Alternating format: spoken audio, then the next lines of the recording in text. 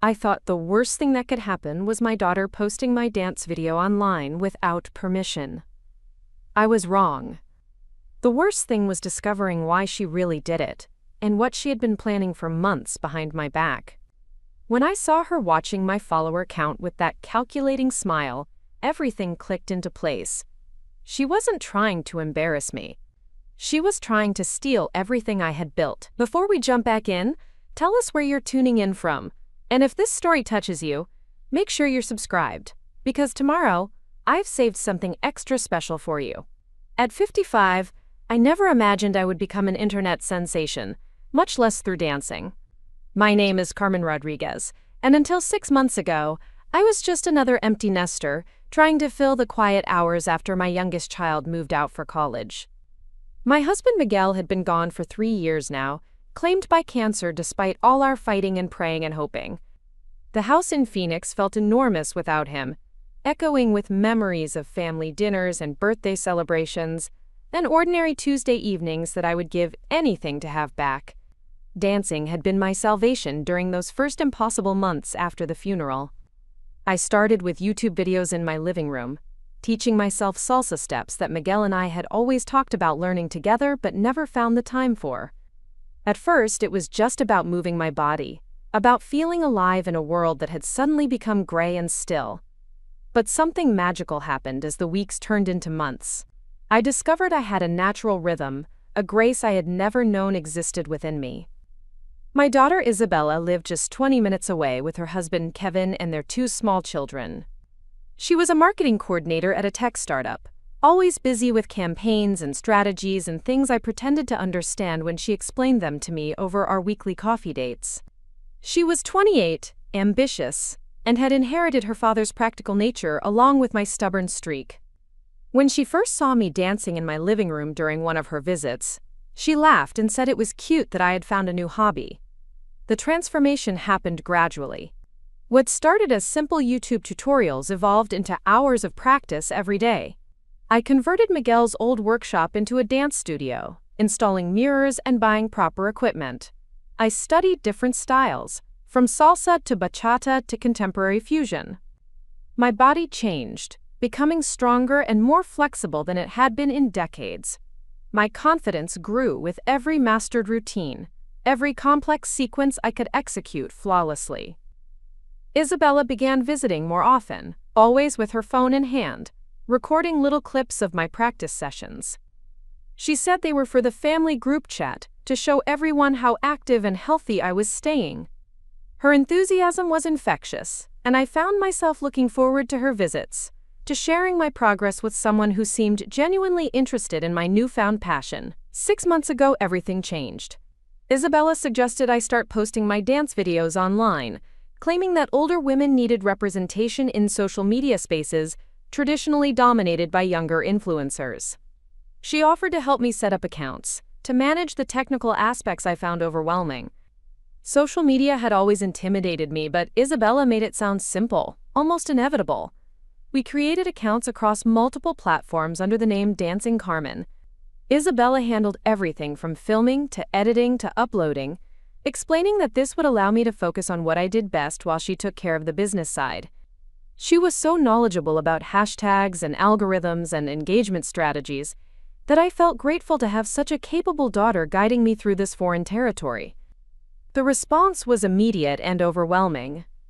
My first video, a simple salsa routine performed in my converted garage studio, received thousands of views within hours. Comments poured in from people around the world, praising my technique, my energy, my authenticity. Older women thanked me for showing them that dance had no age limit. Younger viewers expressed admiration for my dedication and skill. The positive feedback was intoxicating after years of feeling invisible and forgotten. Within a month, my follower count had reached 6 figures across all platforms. Brands began reaching out through Isabella, offering sponsorship deals and partnership opportunities. Dance studios invited me to teach workshops. A local news station wanted to feature my story. Isabella managed it all with professional efficiency, negotiating contracts and scheduling appearances, while I focused on creating content and improving my craft. The money started flowing in amounts I had never imagined possible. Sponsored posts brought in thousands of dollars each. Workshop fees filled my bank account faster than I could process. Isabella explained that she was taking a standard management fee of 30%, which seemed reasonable given how much work she was putting into building my brand. She had quit her marketing job to focus full-time on my career, she said, and deserved compensation for the sacrifice she was making. My daily routine became structured around content creation. Isabella would arrive each morning with a detailed schedule of videos to film, outfits to wear, and promotional messages to record. She had strong opinions about everything from my makeup to my choreography, always pushing for content that would maximize engagement and reach. Sometimes I felt like I was losing control of my own passion, but the success was undeniable, and Isabella assured me that this level of management was necessary for continued growth. The house filled with ring lights and camera equipment, professional microphones, and editing software. Isabella had transformed my spare bedroom into a command center, where she monitored analytics, responded to comments, and planned future content strategies. She spent more time in my house than her own, often staying late into the night working on promotional campaigns and brand partnerships. 3 months ago, I started noticing changes in Isabella's behavior that made me uncomfortable. She became secretive about certain business dealings, handling phone calls in private and password-protecting documents on her laptop. When I asked questions about specific contracts or revenue streams, she would deflect with technical explanations that left me more confused than informed. She assured me that everything was being handled properly, that my only job was to create content and let her manage the complicated business aspects. The first real warning sign came when I tried to access my own social media accounts and discovered that all the passwords had been changed. Isabella explained that this was a security measure, that my accounts had been targeted by hackers, and she needed to maintain exclusive control to protect my brand. She would show me the analytics and comments when I asked, but always on her devices, always with her interpretation of what the numbers meant. 2 months ago, I overheard a phone conversation that chilled me to the bone. Isabella was in the kitchen, speaking in low tones to someone she addressed as her business partner. She was discussing plans to gradually phase me out of my own brand, to transition the content toward younger dancers while maintaining the Dancing Carmen identity. She mentioned that older audiences were less valuable to advertisers, that the brand needed to evolve to remain profitable. I confronted her about the conversation, but she denied everything, claiming I had misunderstood a discussion about expanding the brand to include other dancers as featured guests. Her explanation sounded plausible, and I wanted to believe her, but doubt had been planted. I began paying closer attention to our interactions, looking for signs of deception I had previously missed. The second incident happened 3 weeks later. I was reviewing some paperwork for a major sponsorship deal when I noticed that the contract listed Isabella Rodriguez Chen as the primary. Preparing and narrating this story took us a lot of time, so if you are enjoying it, subscribe to our channel. It means a lot to us. Now, back to the story. Brand representative, with Carmen Rodriguez mentioned only as a featured performer. When I questioned this arrangement, Isabella explained that liability and legal issues made it easier for her to be the official face of the business, while I remained the creative talent. The explanation felt hollow, but my understanding of business contracts was limited, and I reluctantly accepted her reasoning. Last month, everything came crashing down in the most unexpected way. I had been feeling increasingly disconnected from my own success, watching my passion become something I barely recognized. The joy of dancing was being overshadowed by the pressure to produce content, to maintain an image, to meet engagement targets that Isabella set without consulting me. I decided to surprise Isabella by learning to manage some aspects of the business myself. I enrolled in a social media marketing course online, determined to understand the world that had consumed my life. What I discovered during those first few lessons horrified me.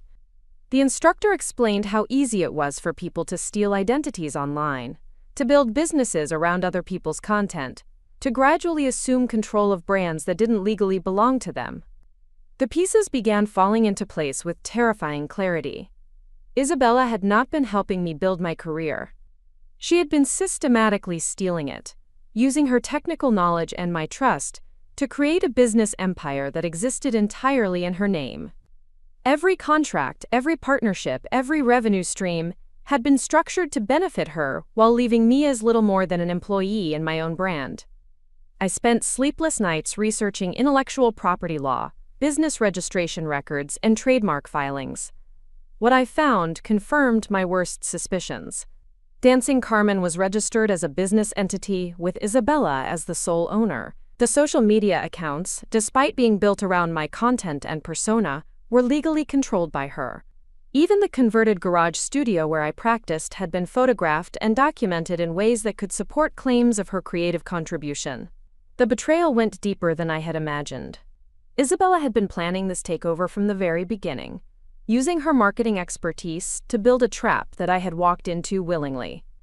Every piece of advice, every technical assistance, every moment of seeming support had been calculated to transfer ownership and control away from me and toward her. But Isabella had made one crucial mistake. She had underestimated my intelligence, my determination, and my willingness to fight for what was rightfully mine. The same resilience that had carried me through Miguel's illness and death, that had motivated me to rebuild my life through dance, was about to be focused on reclaiming everything she had stolen. The war for my identity, my passion, and my future was about to begin, and this time I would be the one controlling the choreography.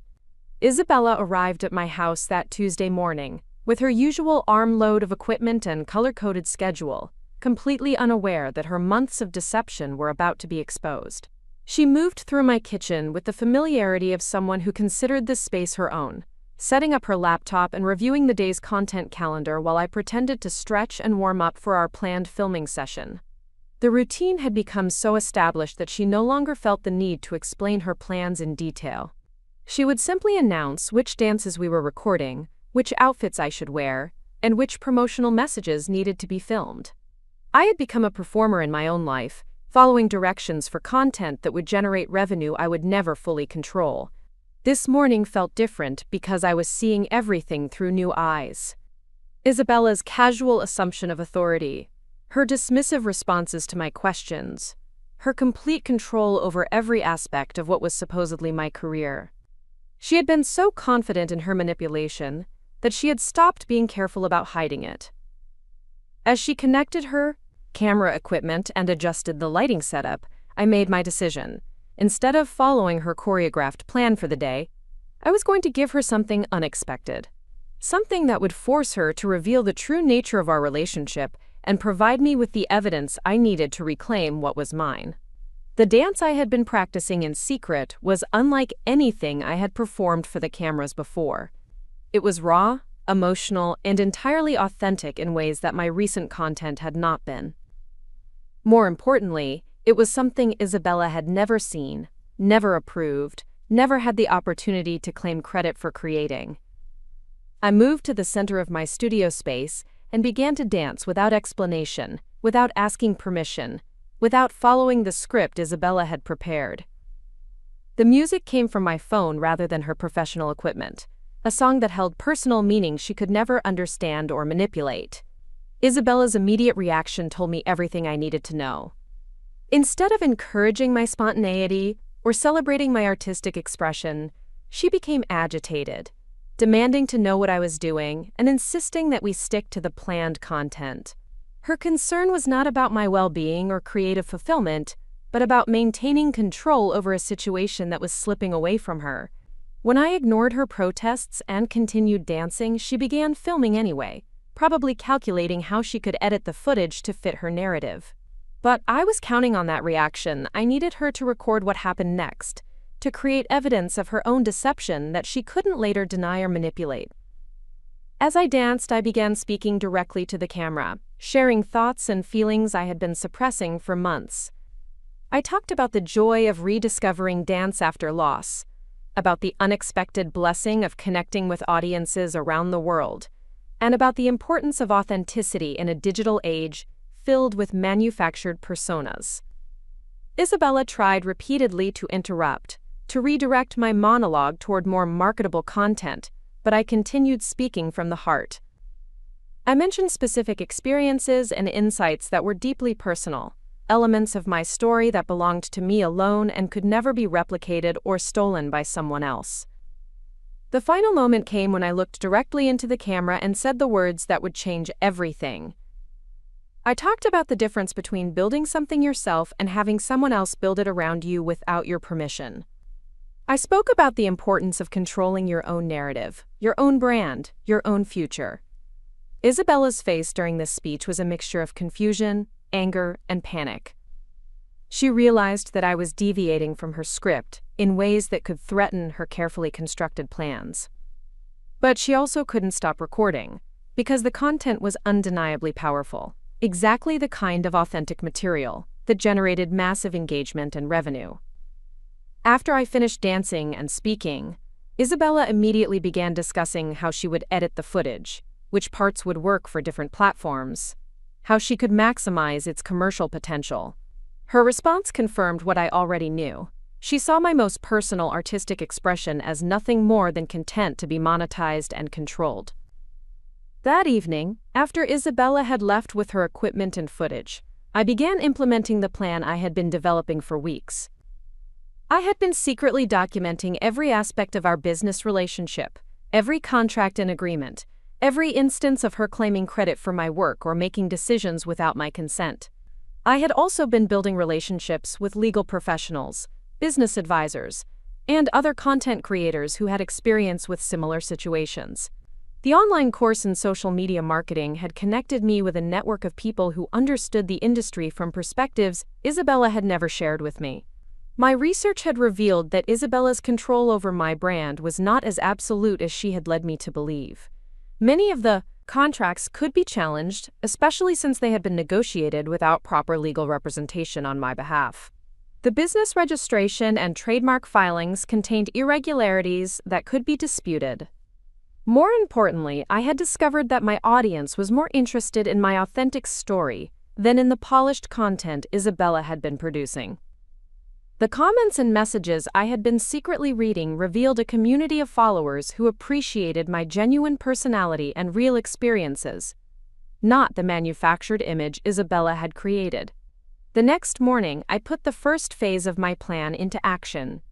Instead of waiting for Isabella to arrive with her scheduled content plan, I filmed and posted my own video using equipment I had purchased secretly. The video was simple, authentic, and completely under my control. I introduced myself directly to my audience, sharing my real story without Isabella's editing or interpretation. I talked about my journey from grief to rediscovered joy, about the blessing and challenge of unexpected success, and about my commitment to maintaining authenticity even as my platform grew. The response was immediate and overwhelming.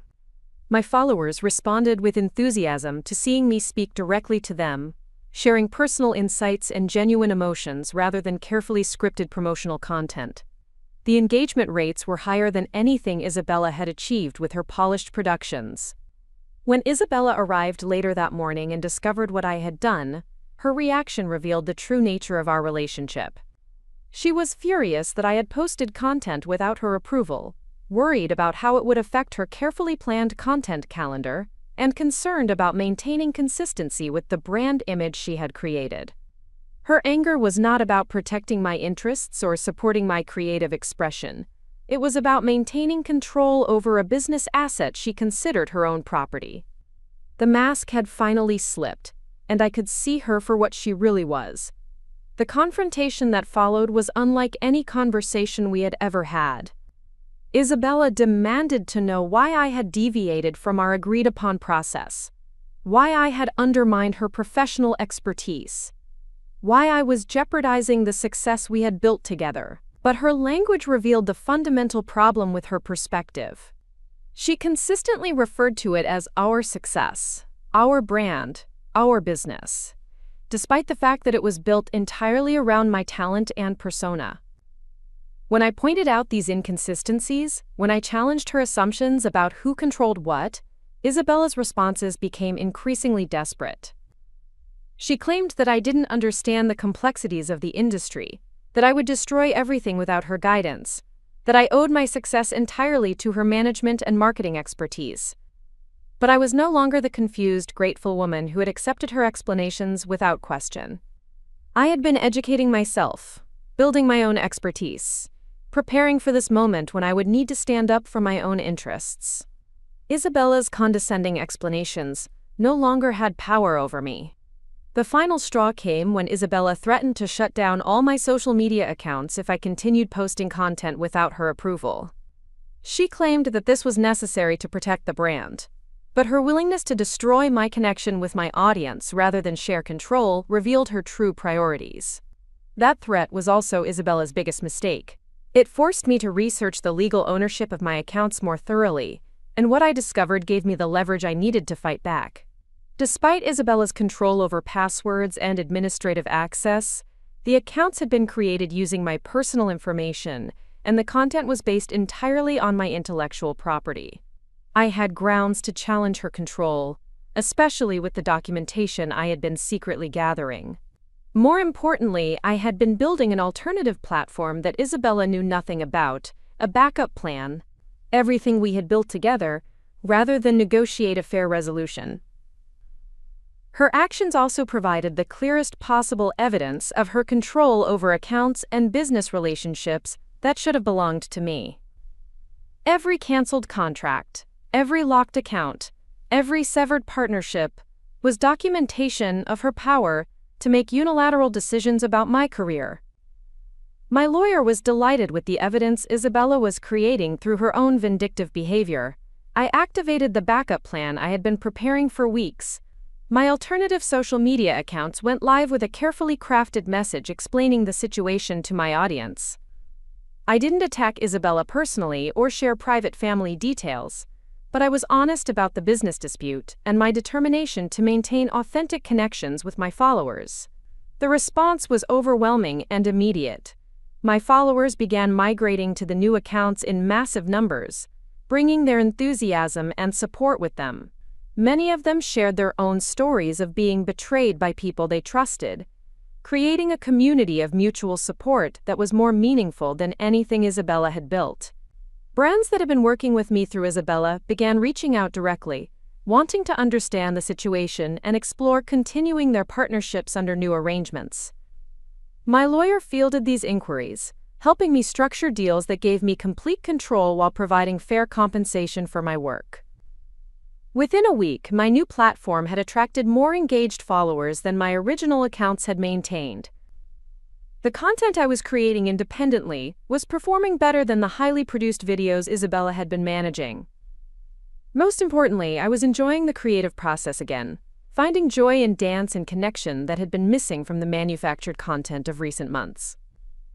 Isabella made several attempts to reconcile during this period, but her overtures were focused on protecting her interests rather than acknowledging the harm she had caused. She wanted to negotiate a partnership that would allow her to maintain some control and revenue share, but she was unwilling to admit wrongdoing or transfer ownership of assets that rightfully belonged to me. I was no longer interested in half measures or compromise solutions.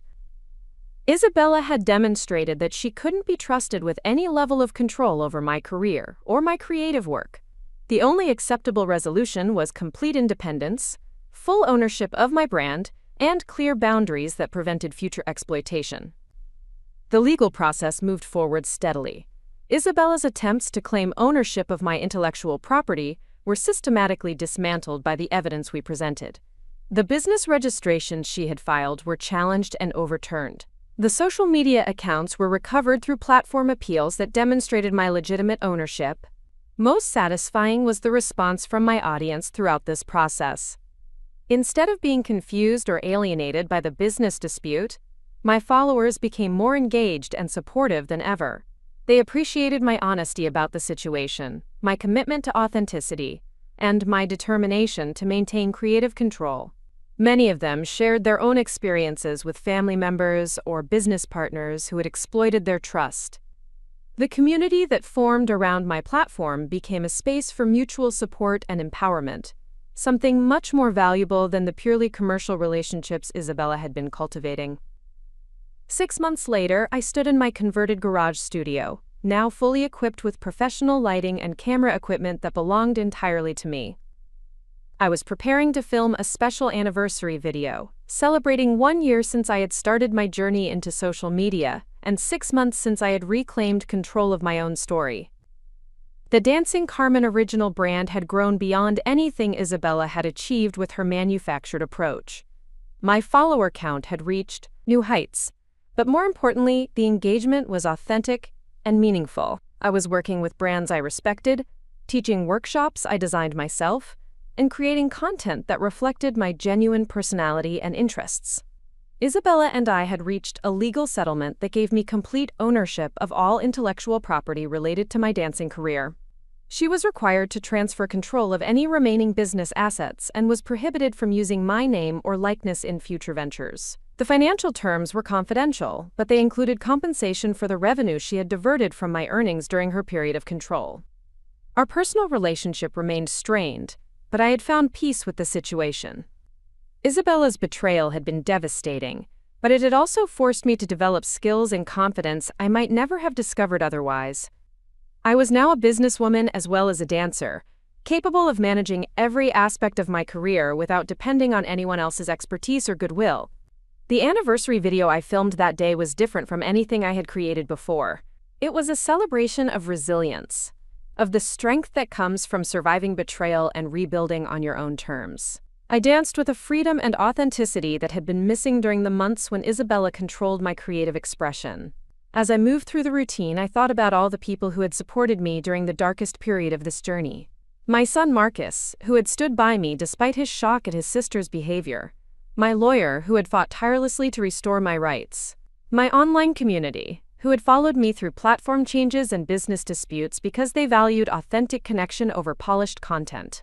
Most of all, I thought about Miguel and what he would have said about this entire experience. He had always encouraged me to stand up for myself, to trust my instincts, to never let anyone make me feel smaller than I was. His voice had been with me throughout the battle with Isabella, reminding me that I was stronger than I knew, and deserving of respect and fair treatment. The video ended with a message of gratitude to everyone who had supported my journey, and a promise to continue creating content that celebrated authenticity, resilience, and the joy of pursuing passion at any age.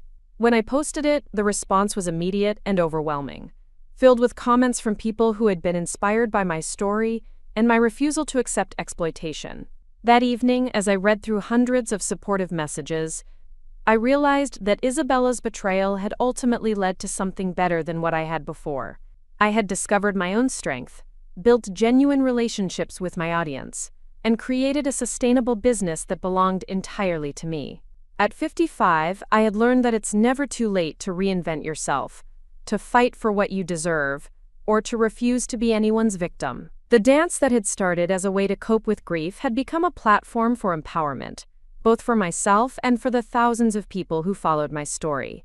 I was dancing Carmen, but now I was dancing entirely to my own rhythm, on my own terms, with my own dreams guiding every step. And for the first time in months, that felt like exactly where I was meant to be. The morning after I discovered Isabella's true intentions, I woke with a clarity I hadn't felt in months. The fog of confusion and self-doubt that had been clouding my judgment was gone, replaced by sharp focus and unwavering determination. I had work to do, and for the first time since this nightmare began, I was going to be the one in control. I started my day earlier than usual, before Isabella's typical arrival time. The first task was documenting everything I could access while I still had the element of surprise. I photographed every contract, every piece of correspondence, every financial statement I could find in the files Isabella kept in my spare bedroom. My hands shook as I uncovered document after document that revealed the scope of her deception. The business registration that would allow me to maintain my connection with my audience no matter what she tried to do.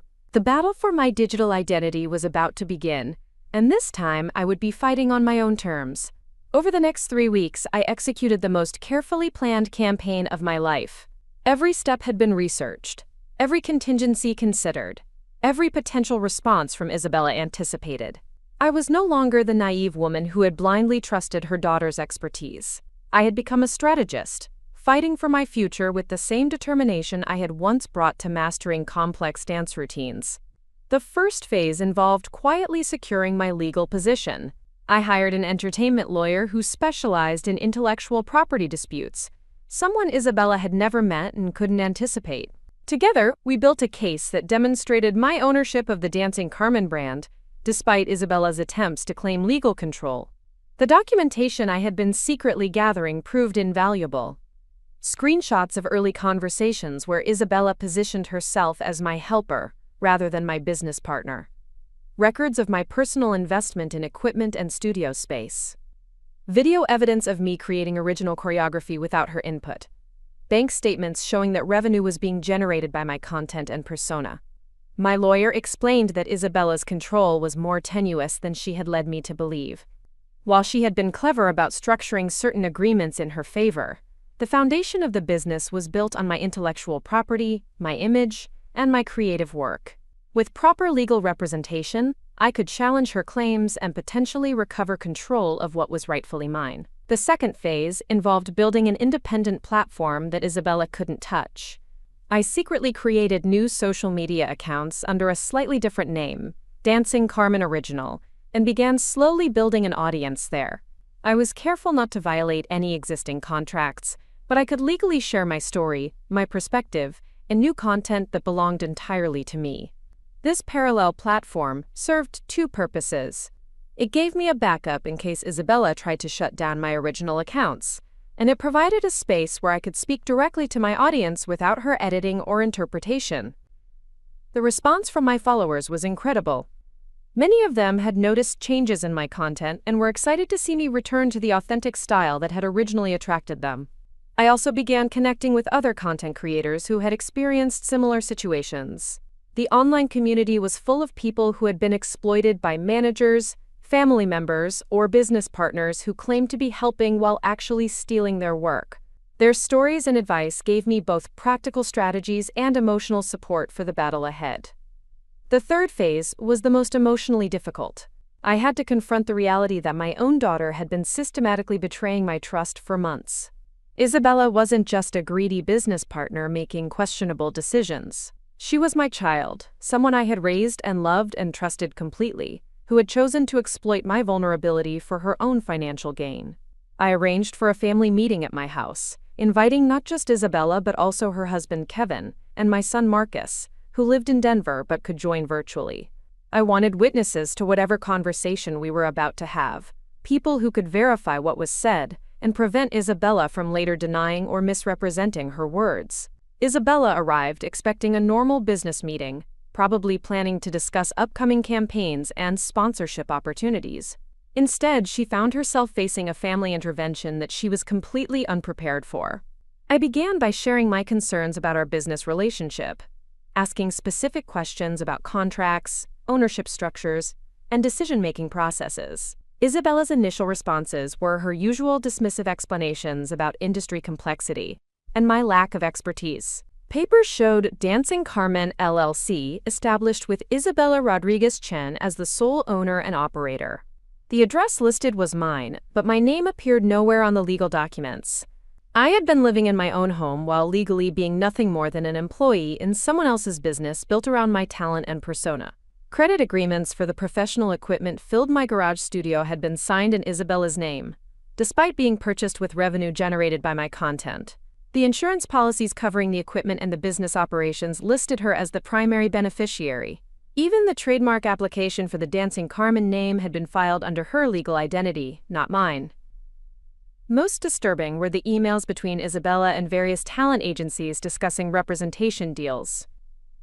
She had been negotiating contracts for live performances, television appearances, and brand ambassadorships without my knowledge. The emails clearly positioned her as my manager and legal representative, with standard industry language about her authority to make binding decisions on my behalf. I photographed everything with my phone, creating a digital record that Isabella couldn't delete or destroy. Each document was another piece of evidence that she had systematically constructed a legal framework designed to exclude me from ownership of my own career. The planning involved was breathtaking in its thoroughness and chilling in its implications. After gathering the documentary evidence, I turned my attention to understanding the digital empire Isabella had built around my identity. I had been locked out of my own social media accounts, but I could still observe them from the outside, analyzing the content and engagement patterns with fresh eyes. What I discovered was a carefully constructed illusion of authenticity designed to maximize commercial value. Isabella had been editing my spontaneous comments and genuine emotional responses, replacing them with optimized content that tested better with focus groups. The woman appearing in recent videos looked like me and moved like me, but the personality being presented was a manufactured version designed to appeal to the broadest possible audience. Comments from my followers revealed their growing awareness that something had changed. Many mentioned missing the raw authenticity of my earlier content, the unpolished moments that had made them feel connected to my real story. Isabella had been so focused on professional optimization that she had lost sight of what made my content special in the first place. I spent hours reading through comments and direct messages, trying to understand what my audience truly valued about my work. Their words painted a picture of someone very different from the polished performer Isabella had been creating. They loved my vulnerability, my willingness to share struggles alongside successes, my genuine joy in movement that couldn't be manufactured or scripted. This research reinforced my growing conviction that Isabella's approach was not only unethical, but also counterproductive. In trying to control and monetize every aspect of my personality, she had been destroying the very qualities that made my content compelling. Her version of success was hollow and unsustainable, built on a foundation that ignored what actually mattered to the people who supported my work. The next phase of my investigation required more courage than I had ever summoned before. I needed to understand the full scope of Isabella's financial manipulation, which meant confronting the reality of how much money she had stolen from me over the past months. I called my bank and requested detailed statements going back to when my social media presence began generating significant revenue. What I discovered made me physically ill. The deposits from sponsorships and partnerships were substantially larger than the amounts Isabella had reported to me. She had been skimming from every income source, taking far more than the 30% management fee she had claimed. Revenue from workshop bookings, merchandise sales, and direct platform monetization had been flowing into accounts I had never seen statements for. Isabella had established multiple business entities, each one designed to capture different income streams, while maintaining the fiction that she was simply managing my career rather than stealing from it. The total amount of money that should have been mine was staggering. I calculated that Isabella had diverted more than $200,000 from my earnings over the past 6 months alone. The figure was so large that I initially doubted my own math, but repeated calculations confirmed the devastating scope of her theft. This financial betrayal cut deeper than the creative control issues, because it revealed the true mercenary nature of Isabella's actions. She hadn't been gradually corrupted by opportunity or tempted into poor decisions by circumstances beyond her control. From the very beginning, she had planned to steal from me systematically and comprehensively. Understanding the money trail also revealed vulnerabilities in Isabella's position that I could potentially exploit. Many of the financial arrangements she had structured were legally questionable, especially since they involved using my intellectual property and personal brand without proper authorization or compensation. The evidence I was gathering could support both civil and criminal charges if I chose to pursue them. But before taking any legal action, I needed to build a stronger foundation for independence. Isabella's control over my digital presence was so complete that losing access to my established platforms could destroy my ability to generate income or connect with my audience. I needed alternatives that she couldn't touch or manipulate. I spent the next several days researching new platform options and backup strategies. I created accounts on alternative social media sites, using variations of my name that were clearly connected to my identity, but legally distinct from the Dancing Carmen trademark Isabella controlled. These accounts would serve as lifelines if she decided to completely shut down my original presence. Building these alternative platforms required learning technical skills Isabella had always handled for me. I taught myself video editing software, studied algorithm optimization techniques, and researched audience engagement strategies. The learning curve was steep, but every new skill I acquired made me less dependent on Isabella's supposed expertise. I also began reaching out to other content creators who had experienced similar situations. The online community was filled with stories of people who had been exploited by managers, family members, or business partners, who claimed to be helping while actually stealing their work. Many of them had successfully fought back and were willing to share strategies and resources. These conversations were both educational and emotionally validating. I learned about legal precedents, platform policies, and industry practices that could help me reclaim control. More importantly, I connected with people who understood the unique pain of being betrayed by someone you trusted completely. One creator, a musician named Jennifer, whose manager had stolen her publishing rights, explained how she had documented evidence of unauthorized use of her intellectual property. Another, a visual artist named David, shared his experience challenging business registrations that had been filed without his knowledge or consent. Their stories gave me hope that recovery was possible and helped me refine my own strategy.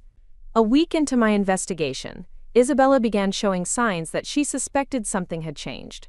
She started asking more questions about my daily activities, checking on me at unexpected times, and expressing concern about my mood and energy levels. Her increased attention felt invasive rather than caring, another form of surveillance designed to maintain control.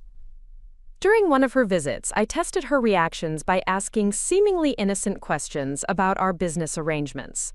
I wanted to understand how she would respond when pressed for details she had previously avoided discussing. Her answers were evasive and contradictory, filled with technical jargon designed to confuse rather than inform. When I asked to see current contracts or financial statements, Isabella deflected by claiming that such documents were too complex for me to understand without proper training. She suggested that my questions indicated stress or confusion that might require professional help to address. Her patronizing tone and implicit threats were clearly designed to discourage further inquiry. Isabella's response to my questions confirmed that she had no intention of ever sharing real information or control with me. She saw me as an asset to be managed rather than a partner to be respected. Any future collaboration would be built on the same foundation of deception and exploitation that had characterized our relationship from the beginning. This realization eliminated any lingering hope I had harbored about finding a compromise solution that could preserve our family relationship while addressing the business issues. Isabella had chosen her path months ago when she decided to build her empire on my talent without my knowledge or consent. I was simply choosing to stop being a victim of her decisions. The emotional weight of accepting that my own daughter had been systematically betraying me for months was almost unbearable. I found myself grieving not just for the money she had stolen or the control she had assumed, but for the relationship I thought we had shared. Every memory of her supposed support and encouragement was now tainted by knowledge of her real motivations. Late at night, when the house was quiet and I could process my emotions without pretending everything was normal, I allowed myself to feel the full depth of the betrayal. Isabella hadn't just stolen money or business opportunities. She had stolen months of my life, forcing me to live as a performer in someone else's version of my story while the real me slowly disappeared. But alongside the grief came something unexpected and powerful. Anger, yes, but also a fierce determination to reclaim everything she had taken and to ensure that no one would ever again be able to manipulate me so completely. Isabella had awakened something in me that had been dormant since Miguel's death, the fighting spirit that had helped me survive every challenge life had thrown at me. I began planning my counterattack with the same methodical precision Isabella had used to build her trap around me. Every aspect of her control would be systematically challenged and dismantled. Every lie she had told would be exposed. Every dollar she had stolen would be recovered. And when I was finished, she would understand that underestimating me had been the biggest mistake of her life.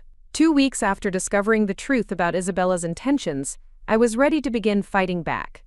I had gathered evidence, built alternative platforms, consulted with legal experts, and prepared backup plans for every scenario I could imagine.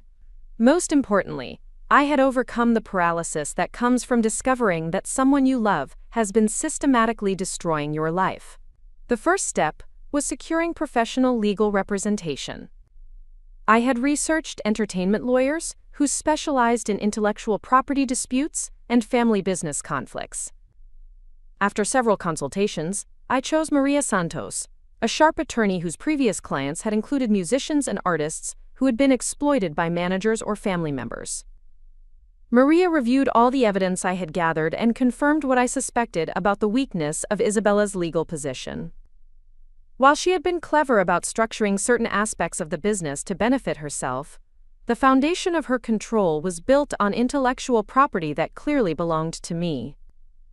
The fact that she was my daughter, and had acted without proper legal authorization, actually strengthened my case, rather than weakening it. We developed a multi-pronged strategy that would address both the immediate need to regain, but when I pressed for details, when I demonstrated knowledge I wasn't supposed to have, her confidence began to crack. Marcus, participating from Denver via video call, asked pointed questions about why Isabella had exclusive control over accounts that were built around my content. Kevin, who worked in finance and understood business structures, wanted to know why I wasn't listed as an owner or partner in a business that depended entirely on my work. Isabella's explanations became increasingly contradictory, as she tried to justify arrangements that looked increasingly indefensible under scrutiny. She claimed that she had been protecting me from legal liability, that the business structure was temporary, that she had always planned to transfer ownership once the brand was established. But when asked for documentation of these claims, she couldn't provide any evidence. The turning point came when I played a recording I had made of one of her phone conversations with her business partner. The conversation clearly revealed her plans to gradually phase me out of my own brand, to replace my content with younger dancers, while maintaining the revenue streams I had built. Isabella's reaction to hearing her own words was a mixture of shock, anger, and panic. She couldn't deny what she had said, but she tried to contextualize it as a misunderstood discussion about business growth rather than betrayal. Her explanations were weak and contradictory, and everyone in the room could see through them. Marcus was devastated. He had always admired Isabella's business acumen and had encouraged me to trust her expertise. Hearing evidence of her deception destroyed his faith in his sister and made him question everything he thought he knew about our family dynamics. Kevin was quiet throughout most of the confrontation, but his few comments revealed his growing understanding of what Isabella had been doing. As someone with business experience, he could see the legal and ethical problems with her approach more clearly than anyone else in the room. Isabella's final defense was to claim that she had been working tirelessly to build my success, that she deserved compensation for her efforts, that I was being ungrateful for everything she had accomplished on my behalf. But her argument fell apart when I presented evidence of how much money she had been taking from my earnings, how many opportunities she had controlled without my knowledge, how many decisions she had made without my consent. The meeting ended with Isabella storming out, threatening to shut down everything she had built and warning that I would be nothing without her management. Her threats only confirmed what I already knew about her priorities and her willingness to destroy my career rather than share control. But Isabella had underestimated both my preparation and my determination. Every threat she made had been anticipated, every potential retaliation planned for. The legal foundation I had built was solid, the alternative platform was ready to launch, and the support network I had developed was prepared to help me transition to independence. The war was far from over, but the first battle had been won. Isabella no longer had the element of surprise or my naive trust to rely on. From this point forward, we would be fighting on equal terms, and I was confident about who would ultimately prevail. 2 days after the confrontation, Isabella followed through on her threats. I woke up to find that all my original social media accounts had been locked, with messages claiming they were under review for policy violations. My email was flooded with notifications about canceled partnerships and suspended campaigns. Isabella was using her administrative access to sabotage everything she couldn't control. But instead of panic, I felt a strange sense of relief. Isabella's scorched earth tactics had removed any lingering doubt about her character or her intentions.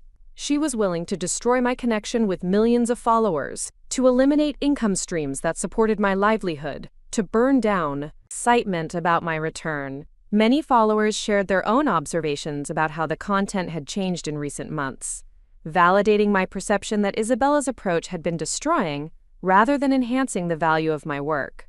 Their enthusiasm for my return demonstrated that authenticity was indeed more valuable than the polished but hollow content Isabella had been creating. The financial recovery process was more complicated, and would take longer to resolve completely.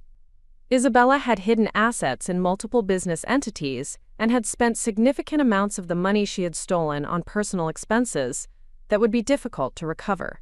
However, Maria was confident that we could recover the majority of the diverted funds through a combination of asset seizures, business dissolution procedures, and damage claims. The evidence we had gathered clearly documented the scope of Isabella's theft and provided a strong foundation for financial recovery. More importantly, the legal victories had broken Isabella's control over my career and established my right to operate independently. I was once again the owner of my own brand, my own content, and my own future. Whatever financial losses I couldn't recover would be a small price to pay for freedom from Isabella's manipulation and control. As I rebuilt my social media presence and reconnected with my audience, I felt a sense of authenticity and joy that had been missing for months. I was no longer performing for Isabella's cameras or following her scripts for optimizing engagement. I was simply sharing my genuine love of dance with people who appreciated both the art and the artist. The woman who had been gradually disappearing under Isabella's management was finally free to emerge again. And this time, I would never again allow anyone to assume control over my work, my voice, or my story. The battle had been exhausting and emotionally devastating, but I had won something more valuable than money or followers. I had won back myself.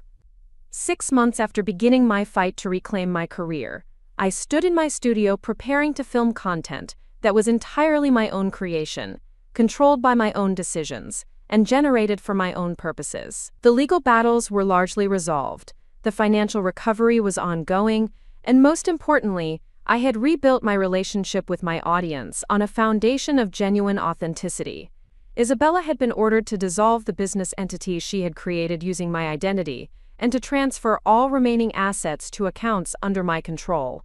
She had also been required to provide full accounting of all revenue she had received from my work, enabling us to calculate precise damages and pursue recovery of stolen funds. The process had cost both of us more than money. Our family relationship was permanently altered by the discoveries of her systematic deception and my determination to hold her accountable. But I had learned that some relationships are too toxic to preserve, regardless of biological connections or shared history. What I had gained was far more valuable than what I had lost. I had discovered strengths I didn't know I possessed, built skills I never thought I would need, and connected with communities of support I couldn't have imagined. Most importantly, I had reclaimed ownership of my own story and my own future. The dance that had begun as a way to cope with grief had evolved into something much more significant, a platform for empowerment, authenticity, and the radical act of refusing to be anyone's victim. And this time, I would be the only one deciding what steps to take next. The time for subtlety had passed. 7 months of careful investigation, legal maneuvering, and strategic planning had given me everything I needed to destroy Isabella's carefully constructed empire of lies. Now came the moment I had been both dreading and anticipating. The final confrontation that would expose her treachery to everyone who mattered and reclaim my life completely. I chose the setting deliberately, my dining room, where we had shared control of my digital presence and the longer-term goal of recovering financial damages. Maria explained that the process would likely take several months and would require me to document every aspect of Isabella's deception with forensic precision. The second step was establishing financial independence that Isabella couldn't sabotage. I opened new bank accounts at a different institution, ensuring that all future income would flow to accounts she had no access to or knowledge of. I also began the process of separating my personal finances from any business entities she controlled. This financial separation was more complex than I had anticipated because Isabella had entangled my personal assets with the business structures she had created. The equipment in my studio, the renovations to my garage, even some of my personal expenses had been run through business accounts she controlled. Untangling these relationships required careful documentation and legal guidance. Maria helped me understand which assets I could legally reclaim immediately and which ones would require formal legal action. The cameras and lighting equipment had been purchased with revenue generated by my content, even though the legal ownership might be disputed. The studio space in my garage was part of my personal residence, regardless of how Isabella had characterized it in business documents. The third step was the most emotionally challenging: preparing to confront Isabella directly while maintaining the element of surprise. I needed to document her reactions to being challenged, to create a record of how she responded when her control was threatened. This evidence could be crucial if the dispute escalated to court proceedings. I planned a conversation that would appear to be a routine business discussion, but would actually be a carefully orchestrated test of Isabella's honesty and intentions. I would ask specific questions about contracts, finances, and decision-making authority while recording her responses. Her answers would either prove that I had misjudged the situation or confirm the extent of her deception. 3 weeks after beginning my investigation, I put this plan into action. Isabella arrived for our scheduled content planning meeting, completely unaware that her months of careful manipulation were about to be exposed. She moved through my house with her usual confidence, setting up equipment and reviewing her agenda as if nothing had changed. I allowed her to begin her normal routine, discussing upcoming campaigns and partnership opportunities, while I observed her behavior with new understanding. Every casual assumption of authority, every decision made without consulting me, every reference to our brand or our strategy now revealed the true nature of our relationship. When Isabella paused to check her phone, I began asking the questions I had prepared. I started with seemingly innocent inquiries about specific financial details, requesting information she had always claimed was too complex for me to understand. Her initial responses were dismissive, filled with vague explanations designed to discourage further questions. As I pressed for more specific information, Isabella's demeanor began to shift.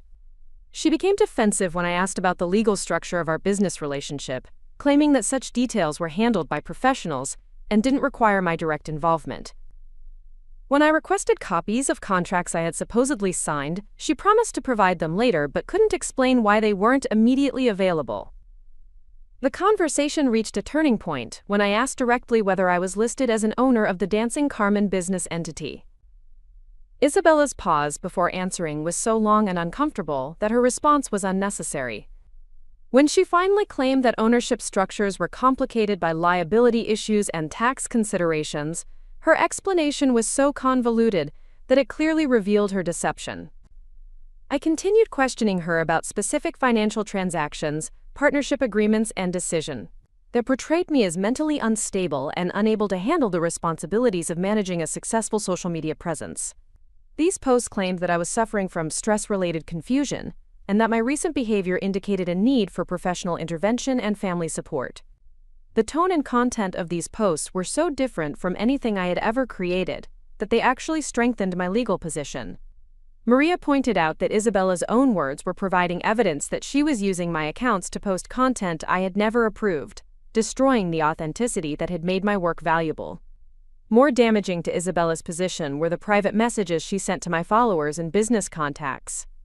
These communications, which we obtained through legal discovery processes, revealed her attempts to convince sponsors and partners that I was becoming unreliable and that all future business should be conducted exclusively through her. Several of these sponsors forwarded Isabella's messages to me, expressing concern about the situation and confusion about who actually had authority to represent my work. Their willingness to share these communications provided crucial evidence of Isabella's attempts to interfere with my business relationships and steal opportunities that rightfully belonged to me. Isabella's behavior during this period also revealed something I hadn't fully understood about her personality and motivations. She wasn't just someone who had been tempted by opportunity and made poor decisions. She was someone who felt entitled to control and profit from my work, who genuinely believed that her contributions justified taking ownership of everything I had created. Her communications with lawyers, sponsors, and even family members consistently portrayed me as an ungrateful and unrealistic person who didn't appreciate her sacrifices and expertise. She seemed incapable of recognizing that building a business around someone else's talent without their knowledge or consent was fundamentally wrong, regardless of how much work it involved.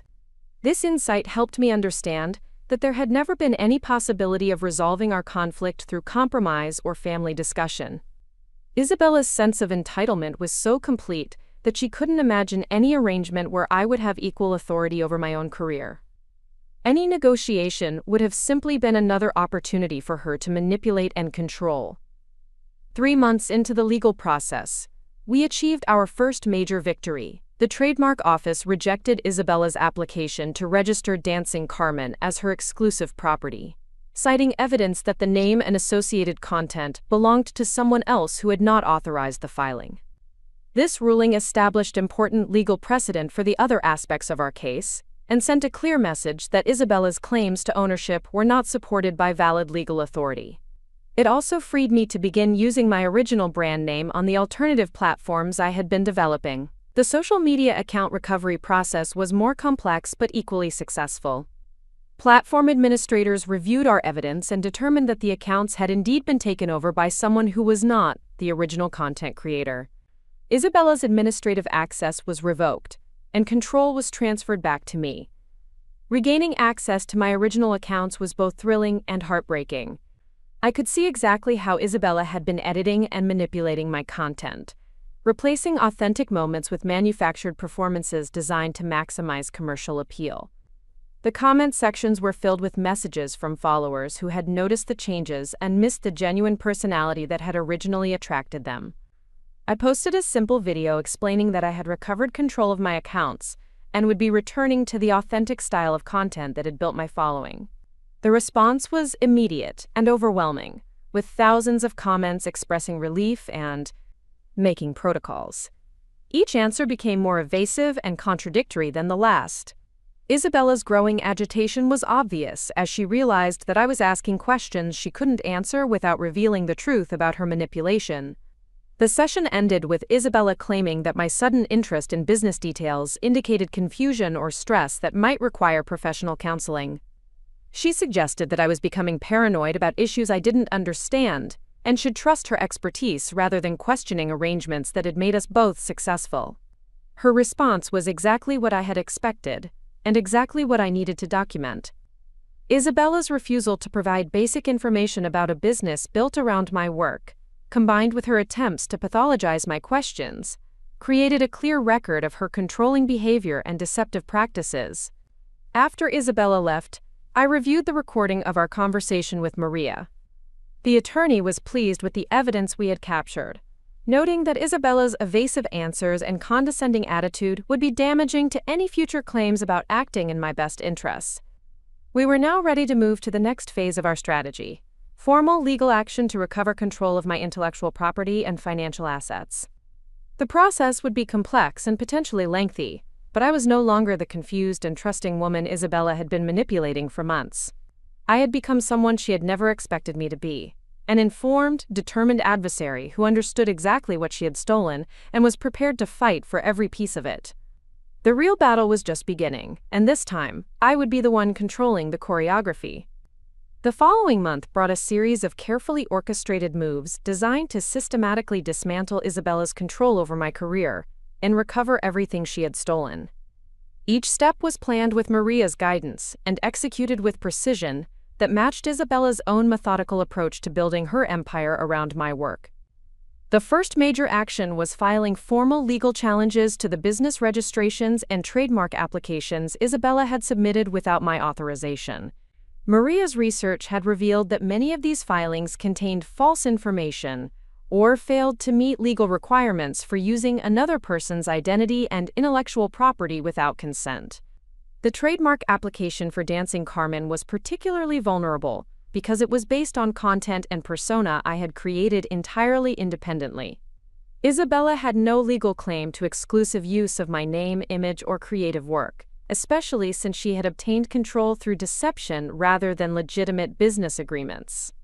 We also challenged the business entity registrations on grounds that they had been established using my personal information and residential address without proper authorization. The fact that Isabella was my daughter actually worked against her in this context, as family relationships don't automatically grant legal authority to use someone's identity for commercial purposes. Simultaneously, we began the process of recovering access to my social media accounts.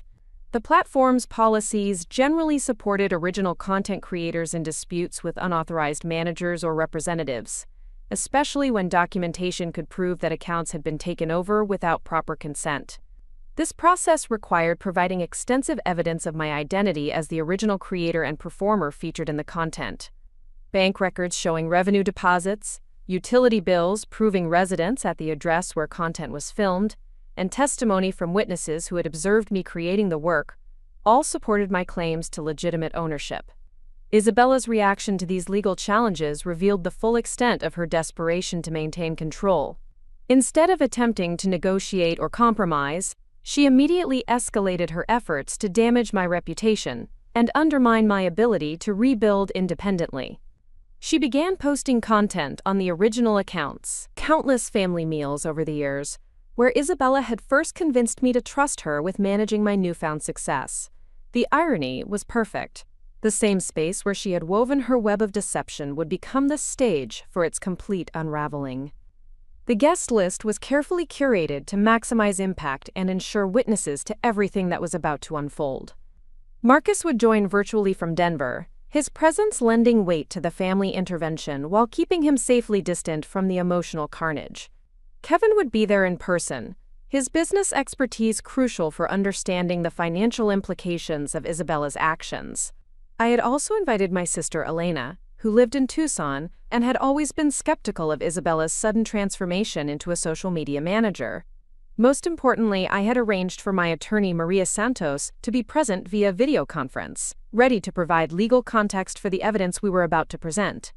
Her participation would make it impossible for Isabella to dismiss the confrontation as a family squabble or emotional overreaction. The morning of the planned dinner, I felt a calm that surprised me. For months, I had been living with the constant stress of discovery, the weight of knowing that someone I loved had been systematically destroying my life. Today, that burden would finally be lifted, regardless of the personal cost. I prepared Isabella's favorite meal with meticulous attention to detail. Arroz con pollo, made from Miguel's mother's recipe, fresh tortillas, and tres leches cake for dessert.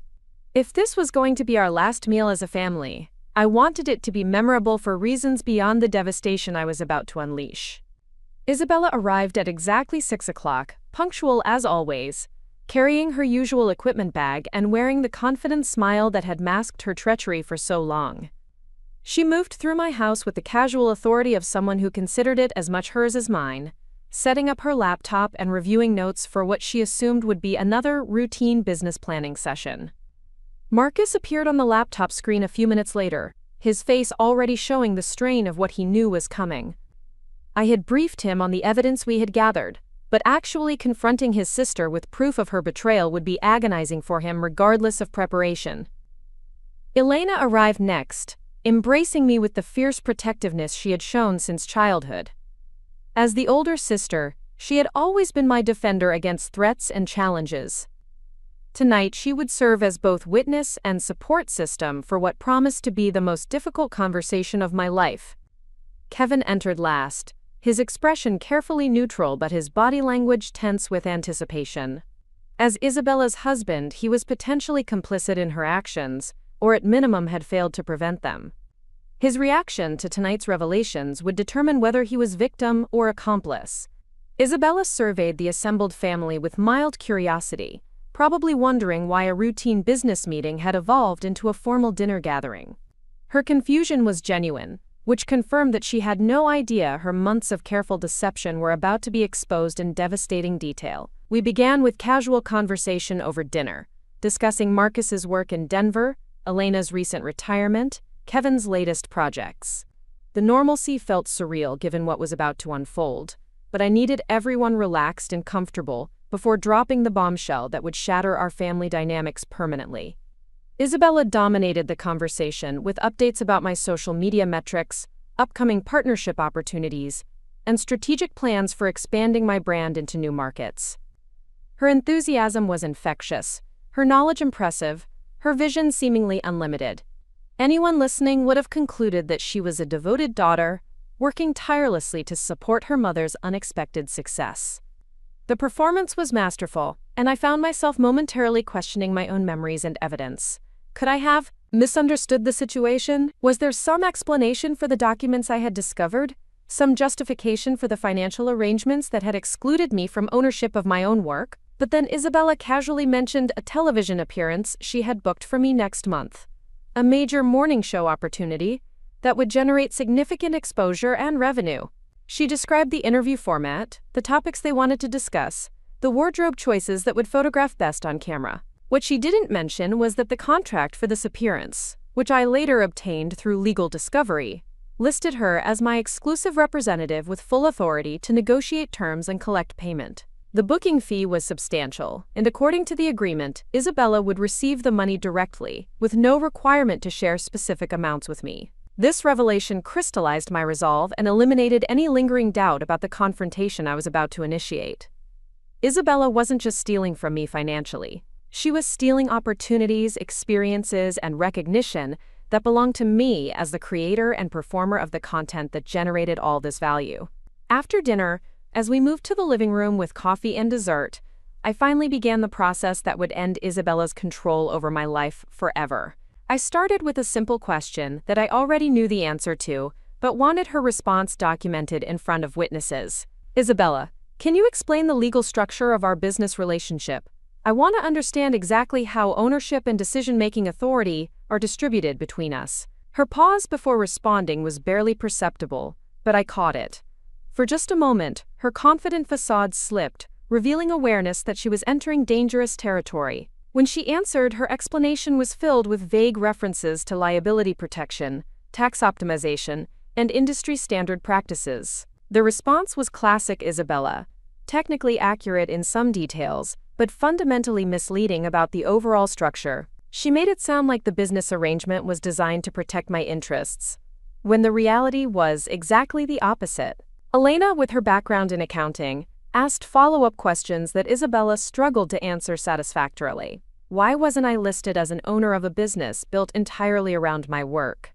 Why did I have no access to financial statements or decision-making authority? Why were contracts being negotiated without my direct involvement or approval? Isabella's answers became increasingly defensive and contradictory. She claimed that my lack of business experience made direct involvement inadvisable. She suggested that the current structure was temporary, designed to establish the brand before transferring more authority to me. She insisted that everything she had done was in my best interests, even if I didn't understand the complexity involved. Marcus, participating from Denver, asked the question that cut to the heart of the matter. If everything Isabella had done was legitimate and in my best interests, why had she never provided detailed documentation or included me in major business decisions? Isabella's response revealed the condescending attitude that had characterized her management of my career from the beginning. She explained that business operations were too complex for someone without formal training to understand effectively. She claimed that my involvement in detailed decision-making would slow down processes and potentially compromise opportunities. The implication was clear. Isabella considered me incompetent to manage my own career, despite the fact that it was built entirely on my talent, creativity, and personal brand. In her mind, I was simply the performing asset in a business empire she had constructed and deserved to control. This was the moment I had been waiting for. Isabella had just provided, in front of multiple witnesses, a clear statement of her belief that she was entitled to exclusive control over a business built around my work. Her words would be crucial evidence in any future legal proceedings. I reached into the folder I had prepared and pulled out the first piece of documentary evidence: the business registration papers that established Dancing Carmen LLC with Isabella as the sole owner. I placed them on the coffee table where everyone could see them clearly. Isabella, I said quietly, can you explain why these documents show you as the exclusive owner of a business that exists solely because of my work and uses my name as its primary brand identity? The silence that followed was deafening. Isabella stared at the papers as if seeing them for the first time, though I knew she had filed them personally months earlier. Her face cycled through a range of expressions: surprise, calculation, defensiveness, and finally, resignation. Kevin leaned forward to examine the documents, his business training making him immediately understand their implications. Elena and Marcus waited for Isabella's explanation, their faces showing growing comprehension of what these papers meant. Isabella's response was predictable, but still shocking in its audacity. She claimed that the business structure had been recommended by her attorney as the most effective way to protect my assets and limit liability. She insisted that legal ownership was separate from beneficial ownership and that I was the real beneficiary of the business regardless of what the paperwork indicated. The explanation might have been convincing to someone without legal knowledge, but I had spent months educating myself about business law and intellectual property rights. Isabella's justification was sophisticated nonsense, designed to obscure the fact that she had stolen my identity and work to create a business empire that belonged entirely to her. Maria Santos chose this moment to join the video conference, her presence immediately shifting the dynamic in the room. As my attorney, her participation made it clear that this was no longer a family discussion, but a formal confrontation with serious legal implications. Maria introduced herself to everyone present and explained that she had been retained to investigate irregularities in the business relationship between Isabella and me. Her calm professionalism contrasted sharply with the emotional tension that had been building throughout the evening. Isabella's reaction to Maria's presence was immediate and telling. Instead of welcoming legal clarification of issues she claimed were misunderstood, she became hostile and defensive. She demanded to know why I had involved attorneys in what should have been a private family matter. Her response confirmed everything I suspected about her awareness of wrongdoing. Someone who had acted legitimately would have welcomed legal review to clarify misunderstandings. Someone who had been systematically stealing would react exactly as Isabella was reacting, with anger, defensiveness, and attempts to control the narrative. Maria began presenting evidence in her characteristic methodical style, explaining each document and its legal implications in language that everyone present could understand. She started with the trademark applications Isabella had filed, explaining how they attempted to give her exclusive rights to use my name and likeness for commercial purposes without my authorization. The patent applications were followed by copyright claims for choreography and video content I had created entirely independently. Isabella had been building a legal framework that would give her ownership of every aspect of my creative work, from my personal brand to the specific dances I performed. Most damaging were the contracts Isabella had negotiated with sponsors and partners, agreements that positioned her as my exclusive representative with authority to make binding decisions about my career. These contracts included provisions that would have made it nearly impossible for me to terminate her representation or work with other management. Kevin's face grew increasingly pale as Maria explained the legal implications of each document. As Isabella's husband, he would have been aware of at least some of these business activities. His reaction suggested either complete ignorance of Isabella's actions or horrified realization of their legal and ethical implications.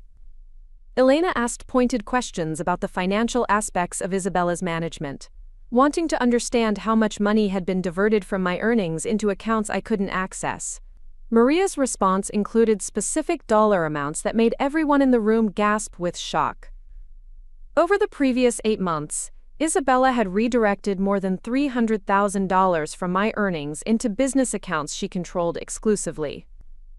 The amount was staggering, representing the majority of revenue generated by my content during the period she had been managing my career. Marcus spoke from the screen, his voice barely controlled. Isabella, how can you justify taking that much money from Mom's work? Even if you were doing legitimate management, 30% would be $90,000. Where did the rest of the money go? Isabella's response revealed the full extent of her sense of entitlement. She explained that building a successful social media brand required significant investment in equipment, marketing, legal services, and professional development.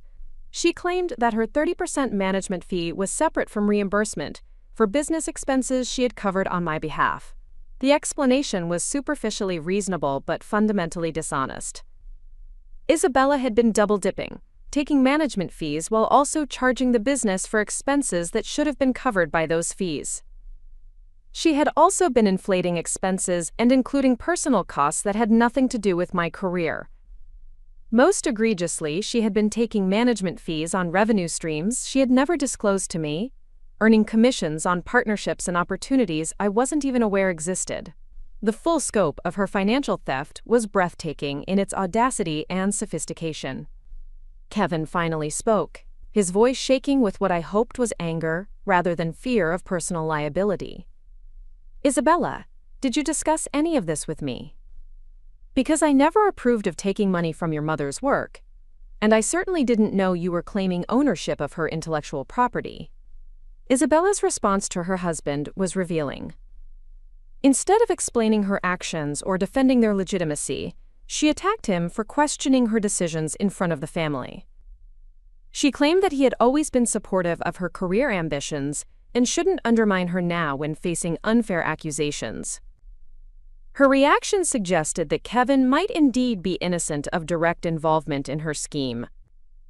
His shock and anger appeared genuine, and his immediate distancing from her actions indicated that he was learning about many of these details for the first time. Maria concluded her presentation by explaining the legal remedies available to address Isabella's unauthorized use of my intellectual property and theft of my earnings. The options ranged from civil litigation to recover damages, to criminal charges for fraud and identity theft, to immediate injunctive relief to prevent further unauthorized use of my work. The room fell silent as everyone absorbed the magnitude of what had been revealed. Isabella had not just made poor business decisions or taken excessive management fees. She had systematically stolen my identity, my work, and my earnings to build a business empire that excluded me from ownership or control. Isabella's final defense was both predictable and pathetic. She claimed that everything she had done was motivated by love and concern for my well-being. She insisted that her management had made me successful in ways I could never have achieved independently. She demanded credit for sacrificing her own career to build mine. The appeal to family loyalty and gratitude might have been effective months earlier, when I still trusted her motivations and believed her explanations. But after months of investigation and evidence gathering, I could see her manipulation tactics clearly. Isabella hadn't sacrificed her career to build mine. She had stolen my career to replace the one she had abandoned. Every expression of concern for my well-being had been calculated to maintain control over a business asset she was systematically looting. Every family bond she appealed to had been corrupted by her greed and sense of entitlement. I looked directly at her, this daughter I had loved and trusted completely, and spoke the words that would end our relationship forever. "Isabella, you are no longer welcome in my home, my business, or my life. I want you to leave immediately, and I never want to see you again." The silence that followed was profound and terrible. Isabella stared at me as if she couldn't comprehend what I had said. Elena reached over and squeezed my hand, her support giving me strength to maintain my resolve. Marcus nodded from the screen, his expression showing both sadness and determination. Kevin stood up slowly, his face reflecting the devastating realization that his wife was not the person he had thought he married. He spoke quietly to Isabella. "We need to go home. We need to talk privately about what happens next." Isabella gathered her equipment with shaking hands, her confident facade finally cracking to reveal the desperation and fear underneath. As she reached the door, she turned back and made one final attempt to salvage the situation. "Mom," she said, her voice breaking, "you're making a terrible mistake. You need me to manage your career. Without my help, you'll lose everything we've built together." The threat was empty, and we both knew it. I had already begun rebuilding my social media presence independently, and the response from my audience had been overwhelmingly positive. I had reconnected with sponsors and partners who preferred working directly with me, rather than through Isabella's aggressive management style. Most importantly, I had rediscovered the joy and authenticity that had made my content valuable in the first place.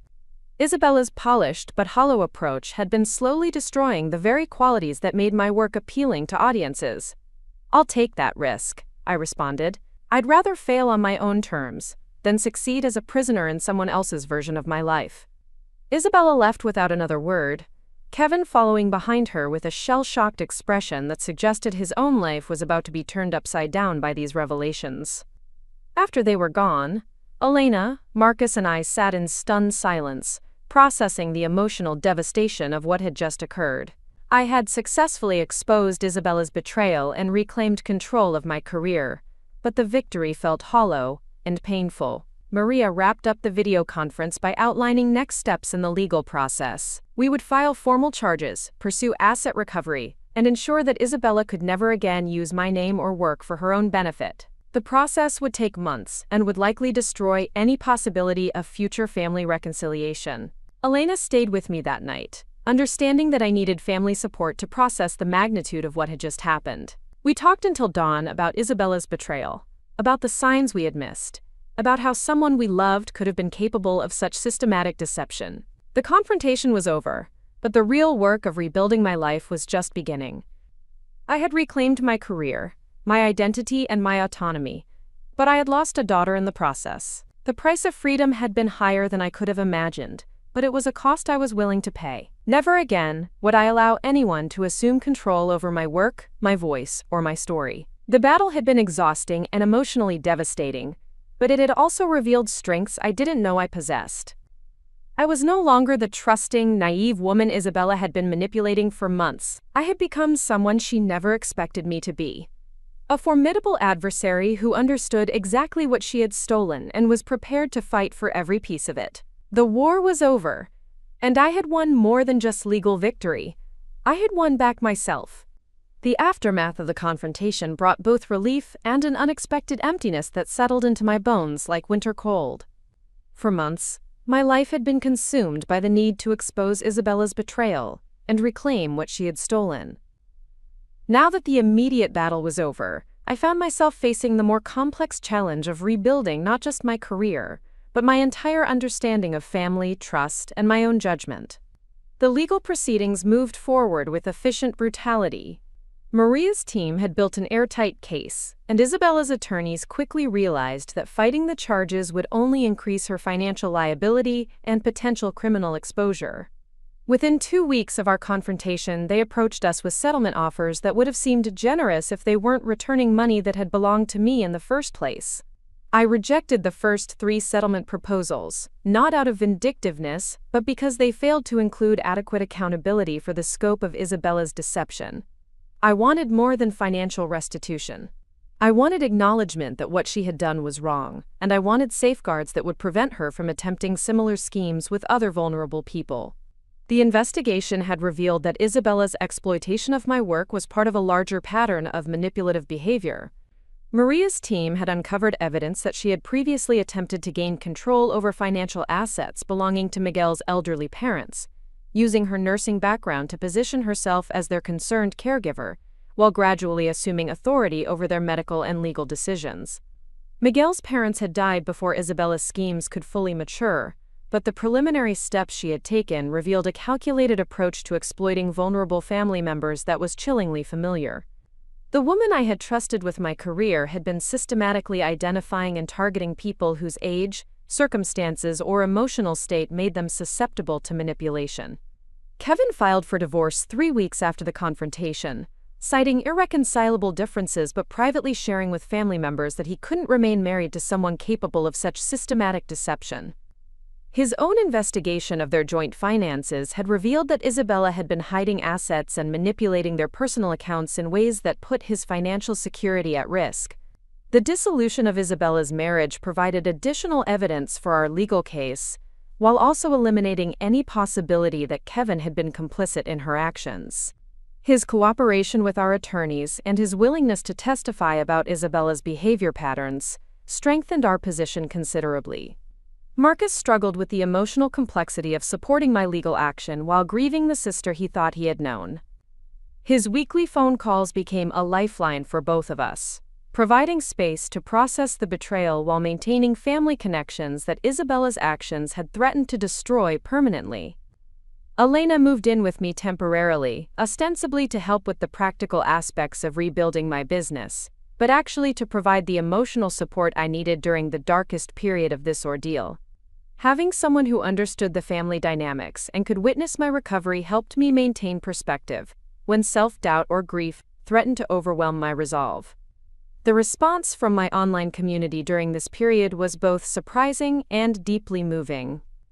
Instead of being confused or alienated by the business dispute that had disrupted my content schedule, my followers rallied around me with support that went far beyond mere audience engagement.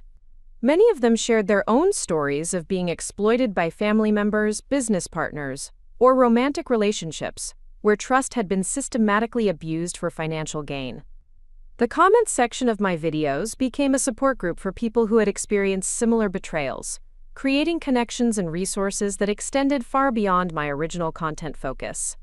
This community response helped me understand that my willingness to fight back against Isabella's exploitation had broader significance than just personal recovery. By refusing to accept victim status and pursuing accountability through legal channels, I was modeling resistance that encouraged others to examine their own situations and demand better treatment. Several followers reached out privately to share that my story had motivated them to challenge questionable business arrangements, demand transparency in family financial matters, or seek legal advice about relationships where they felt manipulated or controlled. Their messages reinforced my conviction that pursuing justice had been the right choice, regardless of personal cost. The social media platforms where I had rebuilt my presence showed remarkable growth during this period, with engagement rates and follower counts exceeding anything Isabella had achieved through her manufactured approach. The authenticity and vulnerability I shared while processing this experience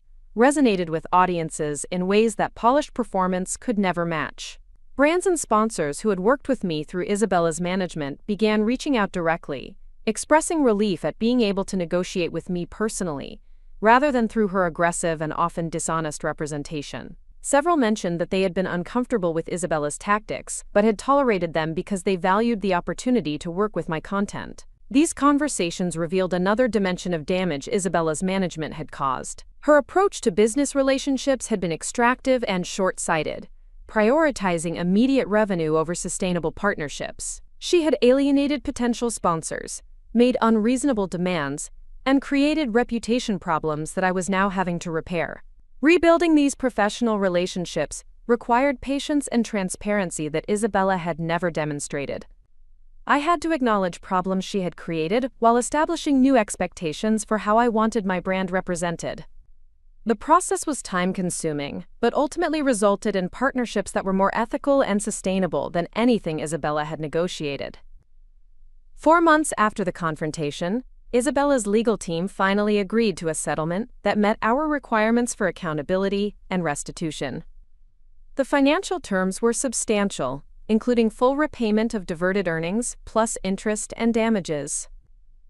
More importantly, the agreement included admissions of wrongdoing and permanent restrictions on Isabella's ability to use my name, image, or work. Isabella was required to publicly acknowledge that she had misappropriated my intellectual property and earnings without authorization. She was permanently enjoined from claiming any ownership interest in my work or attempting to represent me in any business capacity.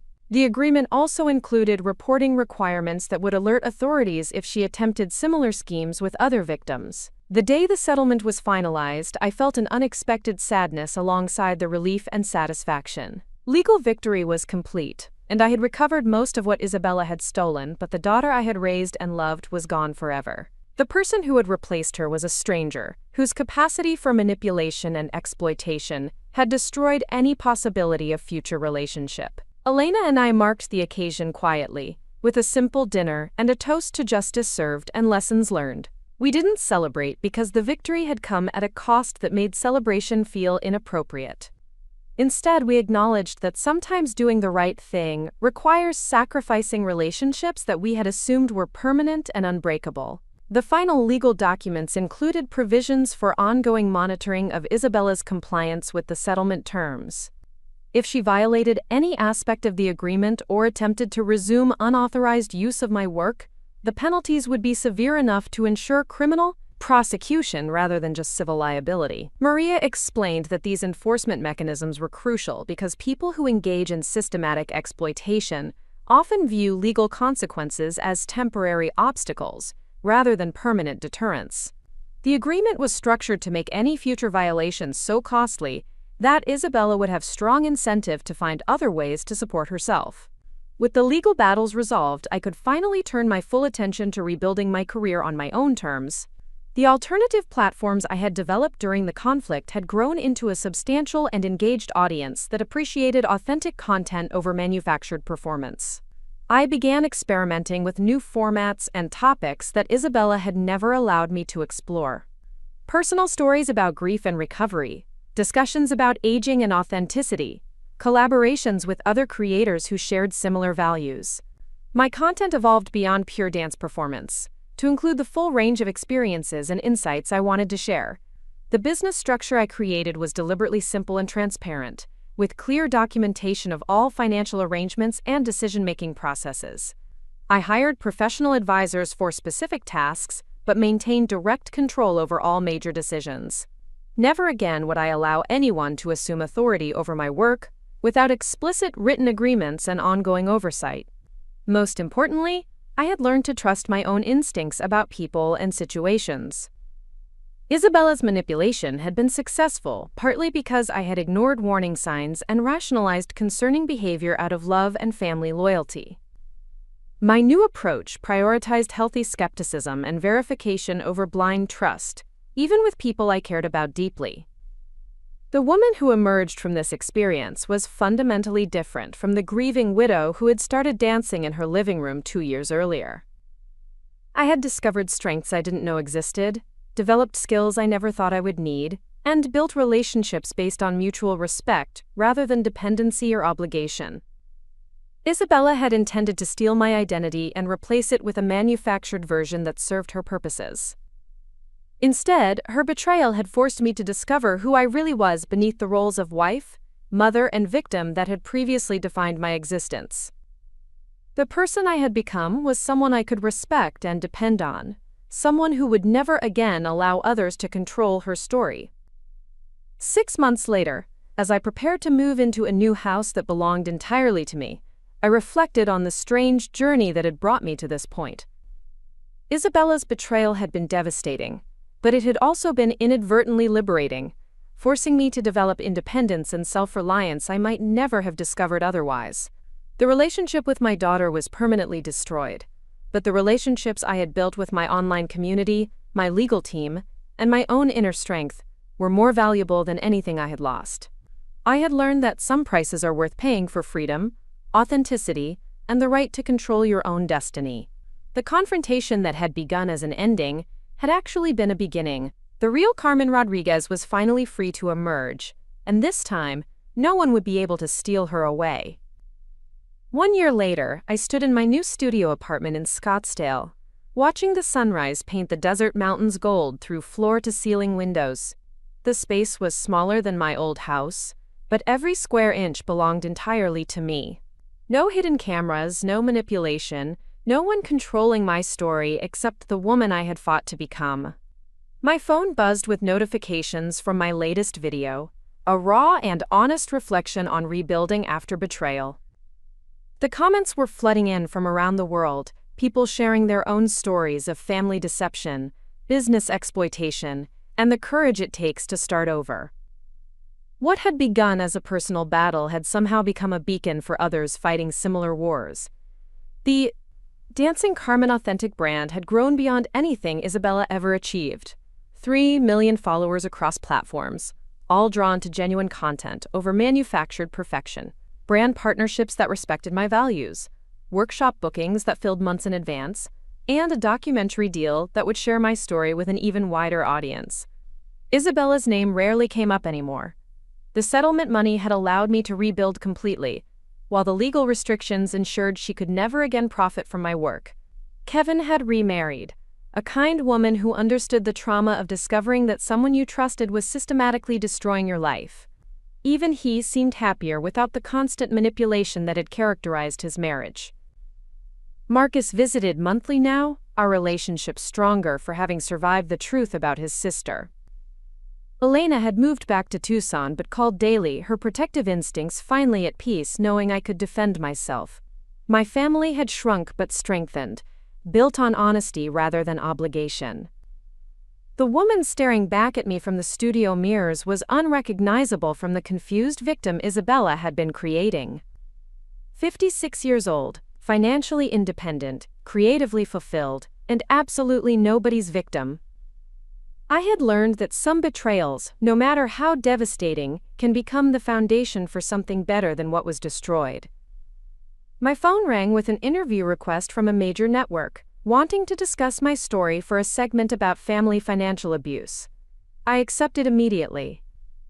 Every time I shared what had happened, someone else found the courage to examine their own situation, to demand transparency, to refuse victim status. Isabella had tried to steal my identity and replace it with a manufactured version that served her purposes. Instead, she had forced me to discover who I really was beneath decades of putting others' needs first. The authentic Carmen was fiercer than the people-pleasing version, more resilient than the grieving widow, more valuable than the managed performer. That evening, I filmed a special video for my audience, dancing to Miguel's favorite song in my new studio. The routine was improvised, emotional, completely unscripted. It was everything Isabella had tried to control and commercialize, but now it belonged entirely to me. As I moved through the steps, I thought about the journey that had brought me here. The phone call that shattered my trust, the months of investigation and legal battles, the confrontation that ended my relationship with my daughter forever. Each painful step had been necessary to reach this moment of complete authenticity and freedom. The video ended with me speaking directly to the camera, sharing a truth I had learned the hard way. Sometimes the people who claim to love you the most are actually stealing your life piece by piece. Sometimes fighting back means losing relationships you thought were permanent. Sometimes the price of freedom is higher than you imagined, but it's still worth paying. At 56, I had everything I needed: my art, my audience, my independence, and my self-respect. Isabella had unknowingly given me the greatest gift possible by revealing her true nature early enough for me to fight back. I was dancing to my own rhythm now, and no one would ever steal that away again. Up next, you've got 2 more standout stories right on your screen. If this one hit the mark, you won't want to pass these up. Just click and check them out.